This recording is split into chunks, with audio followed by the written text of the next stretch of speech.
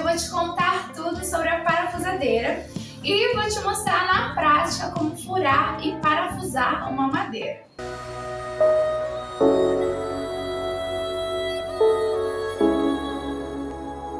Se você não sabe o que é uma parafusadeira ou tá na dúvida se é melhor comprar uma parafusadeira ou furadeira, eu já te falo que uma dessa é uma das melhores ferramentas para se ter, quebra um super galho. Uma furadeira tem a principal função de furar qualquer coisa, como concreto, madeiras, metais, e o grande diferencial dela é a força que ela tem, o que permite furar materiais bem duros. Se você vai fazer uma obra, por exemplo, aí uma furadeira é mais indicada. Já uma parafusadeira, como o nome diz, é mais indicada para colocar parafusos, então para montar e desmontar móveis ela é perfeita. Mas além disso, a grande vantagem mesmo é que algumas parafusadeiras têm a função de furadeira também, ou seja, ela é praticamente 2 em 1. Lógico que ela não vai ter aí a mesma força e capacidade de uma furadeira, mas se a sua ideia é ter uma ferramenta que serve para diferentes tipos de projetos em casa, como montagens, pequenos furos, eu recomendo muito uma parafusadeira. A minha parafusadeira é da Wonder e eu já tenho ela há quase 2 anos e funciona super bem. E eu vou te mostrar um pouquinho sobre cada parte dela. Aqui é o mandril, que é onde vai encaixar a broca, caso você vai fazer um furo,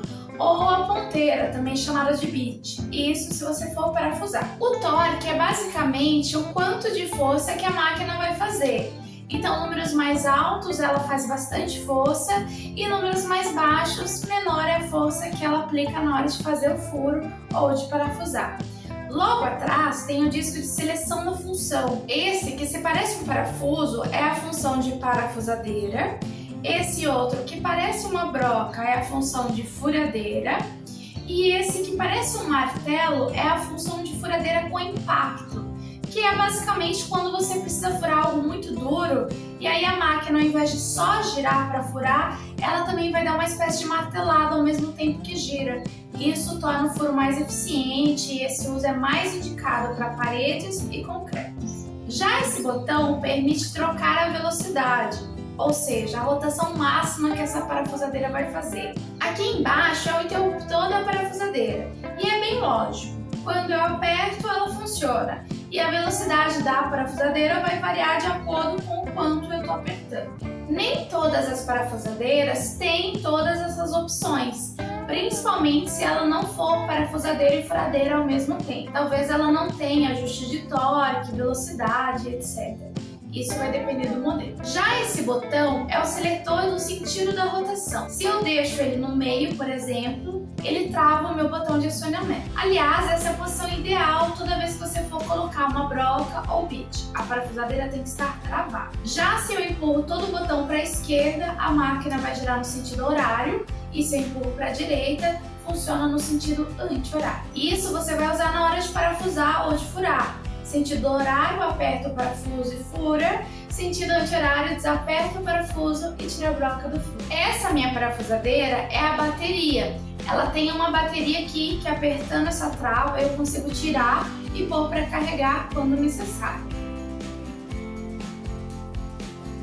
E enquanto ela tiver bateria, eu consigo usar sem ter a necessidade de ligar na tomada, ou seja, ela é portátil. E aqui na lateral ele me mostra qual o nível da bateria. E essa parafusadeira também tem um LED que acende toda vez que eu aciono o botão e ajuda aí quando o ambiente não está tão iluminado. Como eu já mencionei, as brocas são utilizadas para furar algo e o bit é usado para parafusar, ou seja, já tem um furo lá e você quer só pôr um parafuso.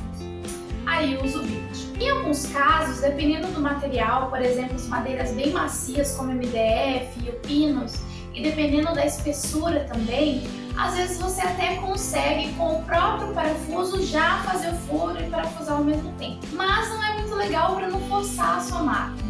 Então dê preferência para fazer os furos antes. Geralmente, junto com a parafusadeira, vem alguns modelos de brocas e bits, mas é algo que você consegue comprar à parte também. No caso da minha parafusadeira, veio esse tipo de broca aqui, e ele é mais recomendado para furos em parede, já que ele tem esse formato aqui que parece uma flecha sem ponta, mas achatado. Ele também pode ser usado para madeira, mas o mais indicado para madeira mesmo é essa daqui, o modelo de 3 pontas, que parece que tem uma agulhinha na ponta. Já os bits da parafusadeira podem vir assim, mais compridinhos, ou no caso dessa minha, eles são pequenos e vem essa base aqui que vai no mandril e eu posso substituir com mais facilidade só as pontas.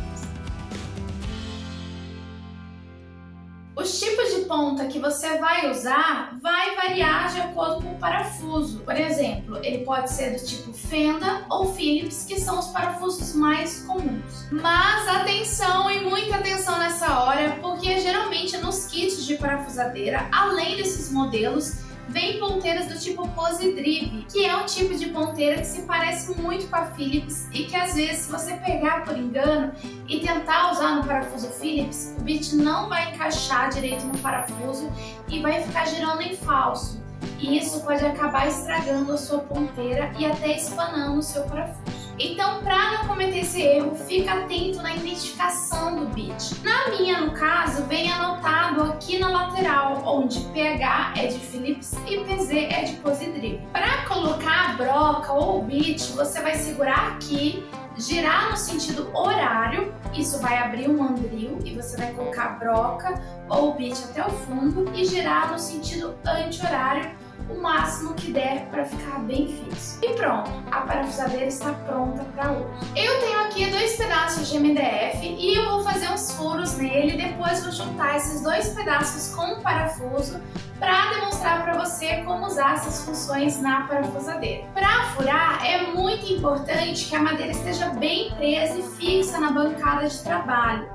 Para isso, eu uso esses sargentos do tipo de aperto rápido, que são sargentos de plástico, onde se eu aperto aqui, ele abre e para fechar eu vou apertando no gatilho e ele vai fechando. Então eu uso esse sargento para segurar a madeira que eu quero furar na minha bancada, assim. Como eu vou juntar 2 pedaços, eu já vou pôr um em cima do outro, assim eu já furo os 2 ao mesmo tempo. É legal usar pelo menos 2 sargentos para ficar bem firme. E é claro, lembra de deixar a parte que você quer furar para fora, senão corre o risco de você furar a sua bancada junto.